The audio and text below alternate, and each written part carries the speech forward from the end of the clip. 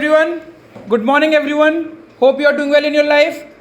हम लोगों ने चैप्टर 3 में लास्ट क्लास में general reserve, profit and loss, advertisement suspense and profit and loss का लॉस वाला पार्ट को हमने पूरा कवर अप कर दिया, जिसमें हमने पढ़ाया इफ़ डिस्ट्रीब्यूट, अगर डिस्ट्रीब्यूट होता है तो क्या करना है, इफ़ नॉट डिस्ट्रीब्यूट तो क्या करना है। वो पार्ट को अगर हम आगे छोड़ते हैं, अब हम आगे पढ़ते हैं रिवैल्यूएशन अकाउंट को।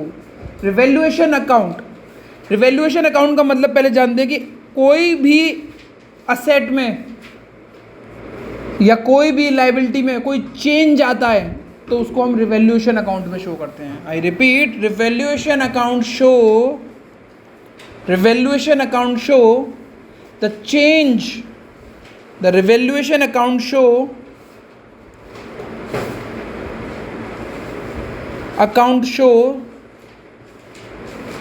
the change in the value of asset and liability। Asset में और लाइबिलिटी में कोई चेंज आता है तो उसको हम कौन से अकाउंट से शो करते हैं बेटा? रिवैल्यूएशन अकाउंट से। ठीक है ना? ओके। किसी भी अकाउंट का नेचर या तो पर्सनल होगा या रियल होगा या नॉमिनल होगा। Are you with me? Class 11 में पढ़ा था कोई भी अकाउंट किस नेचर पे होता है, या तो पर्सनल होगा, रियल होगा, नॉमिनल होगा। मॉडर्न वे में या तो असेट होगा या लाइबिलिटी होगा या एक्सपेंस होगा या इनकम होगा या कैपिटल होगा। ठीक है ना? मैं ये जानना चाहूँगा रिवैल्यूएशन अकाउंट पर्सनल है, रियल है, नॉमिनल, जब मैं पूरा पढ़ा दूंगा मैं आपसे पूछना चाहूँगा। और किसी भी अकाउंट का जो नेचर पता कर पाते हैं कि वो पर्सनल है, रियल है, नॉमिनल है, वो उससे पता कर पाते हैं उसका बैलेंस सीडी क्या निकल के आता है। बैलेंस सीडी क्या निकल जाता है? नहीं पर समझ में आया तो अभी थोड़ी देर में और समझ में आ जाएगा। पहले रिवैल्यूएशन अकाउंट को समझ में आ गया। Change in the value of asset is known as and liability is known as revaluation account. कोई असेट अगर 10 रुपये का था, आज वो 9 रुपये का हो गया, तो ये रिवैल्यूएशन अकाउंट में शो होगा। अब कितने रुपये शो होंगे? यहाँ पे 3 फिगर्स मिल चुकी है मेरे को, 10, 9 या 1। 1 मतलब डिफरेंस। 10 शो होगा, 9 होगा या 1 होगा? 1।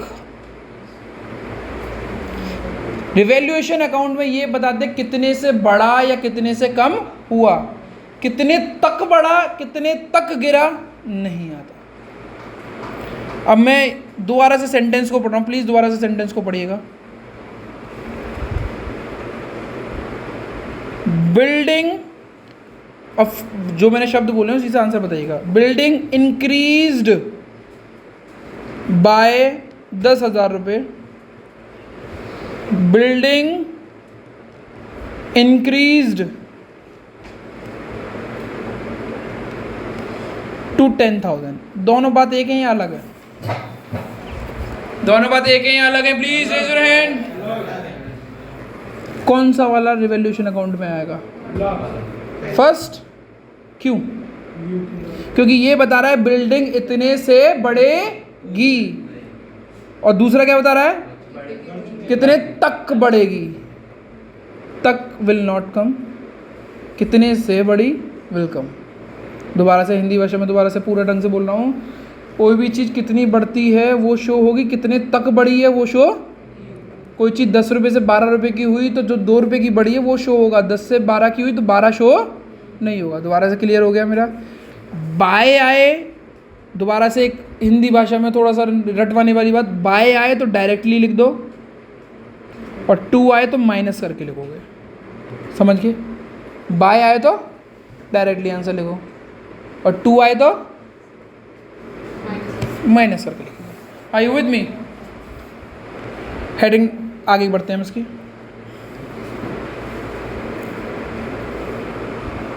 When the new value of asset and liabilities are to be shown in the balance sheet। नई बैलेंस शीट में न्यू वैल्यूज़ को शो करना है एसेट एंड लाइबिलिटी की, तो हम क्या करेंगे? आंसर है we will make revaluation account हम लोग क्या बनाएंगे, ठीक है। कब बनाएंगे रिवैल्यूएशन अकाउंट, कब बनाएंगे रिवैल्यूएशन अकाउंट? जब नई वैल्यू दे रखी हो और उसको मुझे नई बैलेंस शीट में शो करना हो। मतलब मेरे पास 10,000 रुपये की बिल्डिंग थी, आज वो 12,000 की हो गई और मैं चाहता हूँ कि वो 12,000 की ही दिखे, तो मुझे क्या बनाना पड़ेगा, रिवैल्यूएशन अकाउंट। रिवैल्यूएशन अकाउंट कुछ कैसा दिखता है प्लीज़ मैं देखता हूँ, बताओ।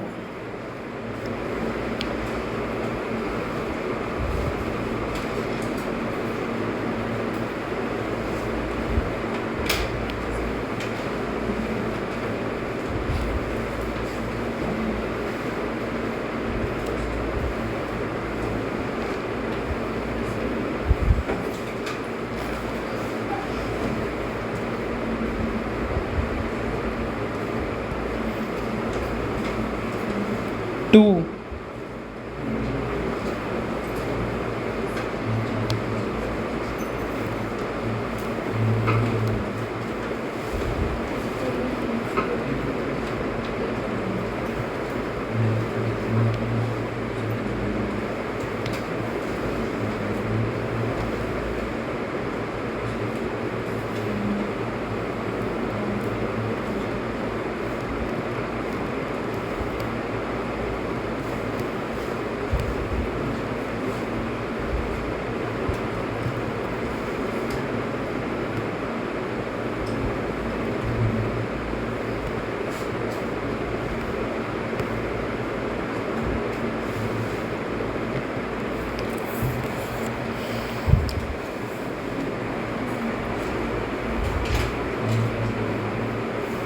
प्लीज़ अगर आप इसको चेक करेंगे तो टू असेट लिखा हुआ है, उसके नीचे लिखा हुआ है डिक्रीज इन असेट। अगर असेट कम हो रहे होंगे तो डेबिट में आएंगे, असेट बढ़ रहे हैं तो क्रेडिट में आएंगे, और लाइबिलिटी बढ़ रही हो तो डेबिट में आएगी, लाइबिलिटी घट रही हो तो क्रेडिट में आएगी।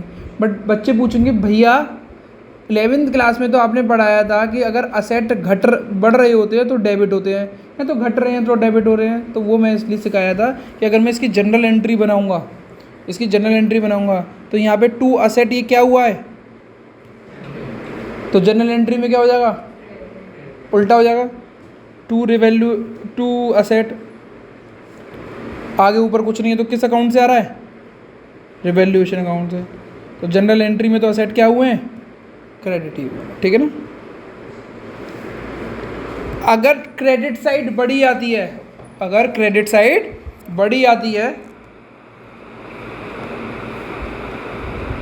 तो प्रॉफिट होता है, और क्रेडिट साइड बड़ी है, डेबिट साइड बड़ी आए तो लॉस होता है। बिल्कुल सिंपल P&L अप्रोप्रिएशन की तरह। To profit transfer to partners capital account, ABC जो भी हों उन पार्टनर्स में बढ़ जाएगा। कौन से रेशो में बढ़ेगा, ओल्ड रेशो में। कौन से रेशो में, और अगर लॉस हो तो by loss transfer, by loss किस में बढ़ेगा वो, ABC कौन से रेशो में, ओल्ड रेशो। समझ में आया, समझ में आया। Now my question is what is revaluation account, personal, real या नॉमिनल। ओके, रिवैल्यूएशन अकाउंट कौन सा अकाउंट है, personal, real, nominal. The answer is nominal, क्योंकि रिवैल्यूएशन अकाउंट का जो बैलेंस होता है वो या तो प्रॉफिट होगा या लॉस होगा, और प्रॉफिट और लॉस को हम P&L अकाउंट में ही शो करते हैं। P&L अकाउंट में जितने भी आइटम्स आते हैं वो नॉमिनल होते हैं, ठीक है, ठीक है। तो आप लिख सकते हैं इसको कहीं पे भी, प्लीज़ 1 मार्क्स का क्वेश्चन आएगा। Personal account revaluation is a nominal account, ठीक है। चलो हेडिंग डालते हैं।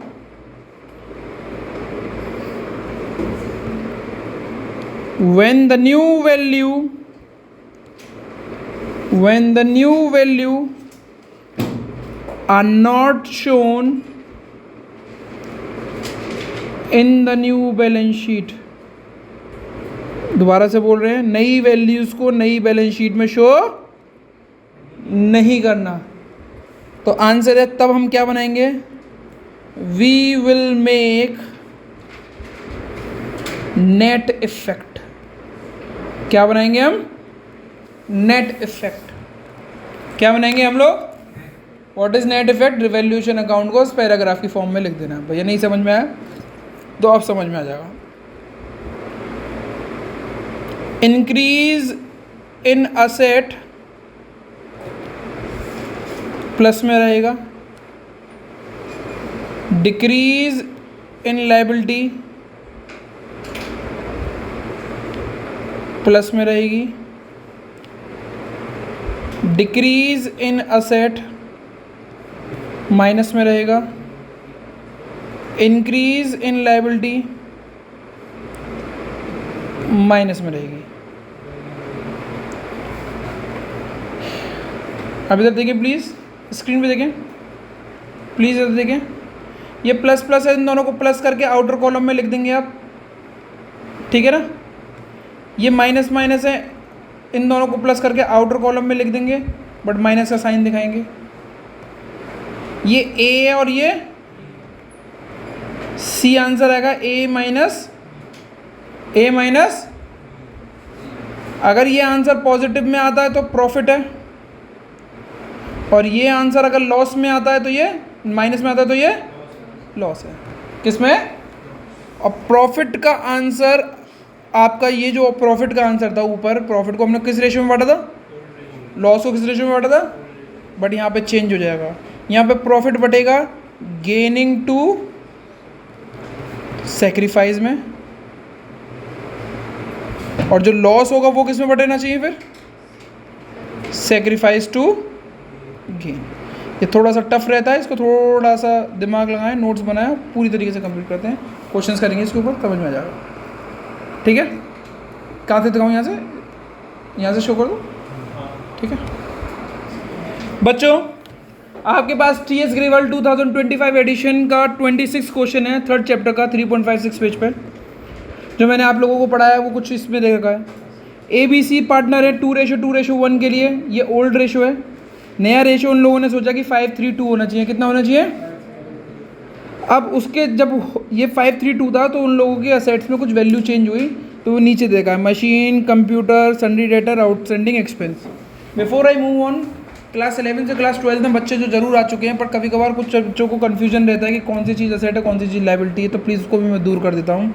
मशीन एक असेट है, कंप्यूटर एक असेट है, क्रेडिटर लायबिलिटी है, आउटस्टैंडिंग एक्सपेंस एक लायबिलिटी है। तो इतना क्लियर होना चाहिए। अब यहाँ पे आपको दो वैल्यू दे रखी हैं, एक बुक वैल्यू और एक रिवाइज। बुक वैल्यू मतलब पुरानी वैल्यू, रिवाइज वैल्यू मतलब न्यू वैल्यू, ठीक है ना। अब हमें ये चेक करना है कि हमें कौन सी वैल्यू शो करनी है, पुरानी वैल्यू या न्यू वैल्यू। भैया नहीं समझ में आया तो प्लीज़ आप रिवैल्यूएशन अकाउंट को जहाँ पे भी बनाया उसको प्लीज़ उसकी हेडिंग पढ़ें, क्या लिखा हुआ है।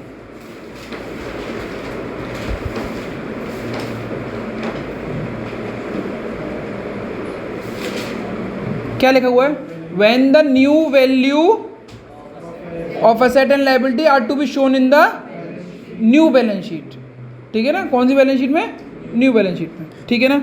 अब चेक करो कहीं पे कुछ लिखा हुआ है, कौन सी वैल्यू शो होगी? The book value and revise value of asset and liabilities are on the date, इतनी दिखी, और कुछ नहीं बोला गया, कुछ भी नहीं बोला गया। आगे बढ़ते हैं।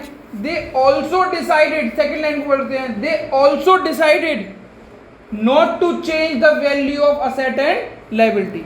ये कौन सा है? नई वैल्यू शो करनी है या पुरानी वैल्यू शो करनी है? पुरानी, है ना, कि नई वैल्यू को कोई भी शो नहीं करना। तो क्या चीज़ बनेगा? रिवैल्यूएशन अकाउंट बनेगा या नेट इफेक्ट बनेगा?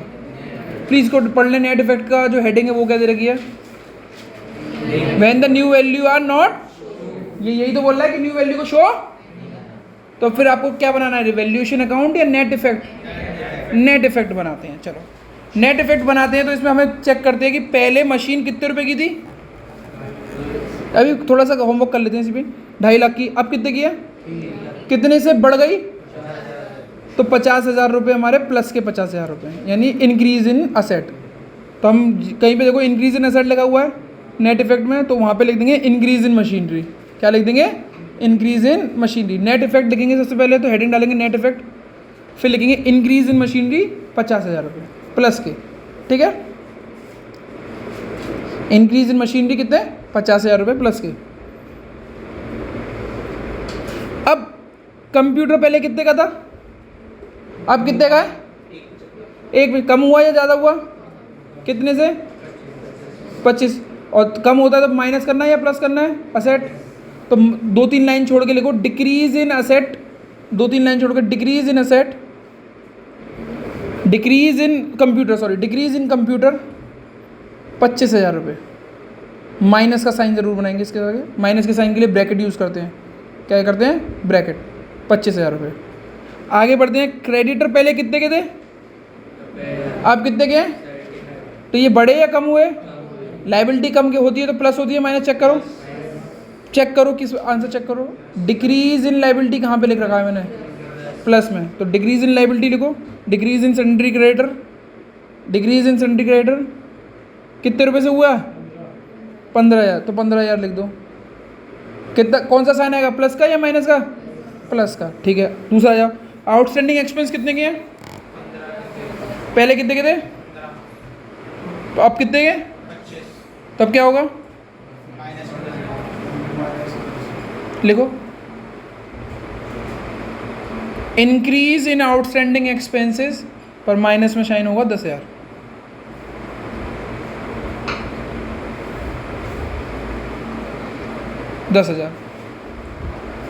अब आपने प्लस प्लस के 2 लिखे होंगे, माइनस माइनस के 2 लिखे होंगे, दोनों जो प्लस के लिखे हैं दोनों उनको प्लस कर लो, कितना हो गया, 50,000 और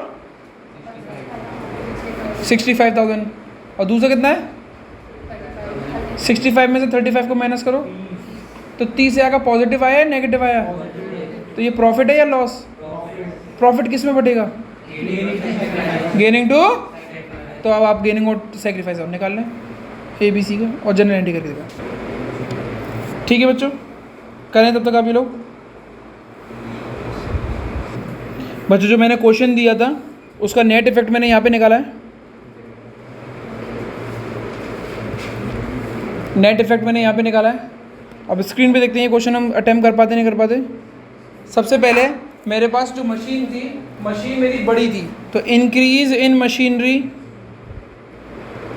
यानी increase in asset, increase in asset आपके प्लस होते हैं, तो कितने रुपए के प्लस हो गए, 50,000 के। दूसरा था मेरा कंप्यूटर, कंप्यूटर मेरा डिक्रीज हुआ था, वो माइनस होता है, तो डिक्रीज इन कंप्यूटर कितने हज़ार का, कितने हज़ार का, 25,000 का, वो मैंने माइनस में लिख दिया। तीसरा मैंने पढ़ा तो मेरे पास आया डिक्रीज इन सन्ड्री क्रेडिटर्स, जो क्रेडिटर्स हैं वो गिर गए, वो सॉरी क्रेडिटर्स कम हो गए, तो डिक्रीज इन क्रेडिटर कितने रुपए से, 15,000 से।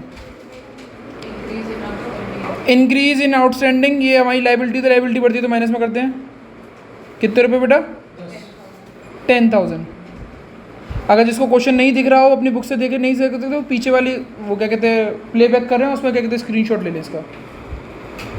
65,000 यहाँ पे आ गया, 35,000 आ गया माइनस के, 65 में से 35 गए तो 30 बचे, और ये किसके बचे मेरे पास, प्रॉफिट के। और मैंने बोला था नेट इफेक्ट का अगर प्रॉफिट आता है तो गेनिंग टू सेक्रीफाइस में बढ़ेगा, किस में बढ़ेगा, गेनिंग टू सेक्रीफाइस में। अब मैंने ABC के गेनिंग और सेक्रीफाइस निकाले, A का गेनिंग और सेक्रीफाइस कितना आया बेटा, 1/10 गेनिंग, B का कितना आया 1/10 गेनिंग, और इसका 2/10 सेक्रीफाइसिंग। गलत है, ओके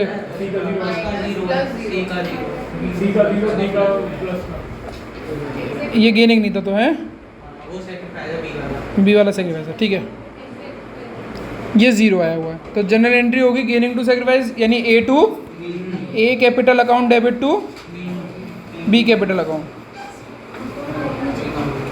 30,000 को 1/10 निकाला तो 3,000 आंसर आया। ये इतना ईजी था बेटा, ये इतना ईजी था। चलिए कुछ और क्वेश्चन करते हैं बच्चों। मैंने एक क्वेश्चन ये DK गोयल बुक से लिया हुआ है, ये क्वेश्चन आपको पूरा अटेम्प्ट नहीं करना है, कुछ चीज़ें इस क्वेश्चन पे मैंने नहीं पढ़ाई हुई हैं तो इसको इग्नोर करना है। जैसे कि आप सबसे पहले इस क्वेश्चन को देखें और जो बेसिक चीज़ें वो लिख लें। ABC 3:2:1, ABC 3:2:1, उनका न्यू रेशो है 4:3:3, 4:3:3, 3:2:1 ओल्ड है और न्यू रेशो 4:3:3। ये यहाँ पे हमें कोई दिक्कत नहीं होनी चाहिए। आपको बैलेंस शीट बनी हुई दे रखी है, नीचे आपको एडजस्टमेंट दे रखी है, कौन सी एडजस्टमेंट को नहीं करना है मैं बता दे रहा हूँ। पहली वाली एडजस्टमेंट आप कर लेंगे, बिल्कुल ईजी है। दूसरी आप बिल्कुल भी छुएंगे नहीं, दूसरी को आप छुएंगे भी नहीं। तीसरी कर लेंगे, चौथी कर लेंगे, पांचवी से कोई मतलब है नहीं अभी आज के टॉपिक के लिए। तो हमें कौन कौन सी एडजस्टमेंट करनी है? पहली, तीसरी, चौथी। पहली, तीसरी, चौथी। भैया हम दूसरी क्यों नहीं कर सकते? एक पूरी डेडिकेटेड क्लासेस होगी जो एक्सेप्शनल टफ एडजस्टमेंट्स के लिए, जिसमें आपको पता लग जाएगा कि किधर क्या होगा, उसके अलावा कहीं पेपर से नहीं आएगा।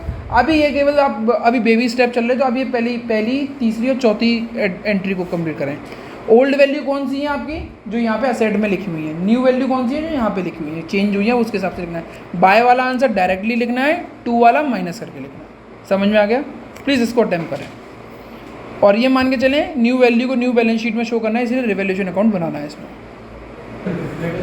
ठीक है बच्चों, एक क्वेश्चन दिया हुआ है, इसको अटेम्प्ट करते हैं। बहुत ईजी है ये क्वेश्चन। मैंने एक रिवैल्यूएशन अकाउंट बनाया अपनी सहूलियत के लिए। अगर मुझे चीज़ें याद नहीं रहती तो मैं एक बार लिख देता हूँ। लायबिलिटी यहाँ पे कम होती है तो आती है, प्लस होती है आती है। असेट कम होता है तो आता है, असेट बढ़ते हैं तो इधर आते हैं, लायबिलिटी कम होती है तो इधर आती है। थोड़ा याद करने के लिए मैंने ऐसे लिख लिया, ठीक है ना। सबसे पहले पढ़ा मैंने प्रीमाइसेस एप्रिशिएट। एप्रिशिएट मतलब प्लस होना। असेट कहाँ पे प्लस हो रहे हैं? इधर। तो हमने दोबारा सकते हैं पर्टिकुलर अमाउंट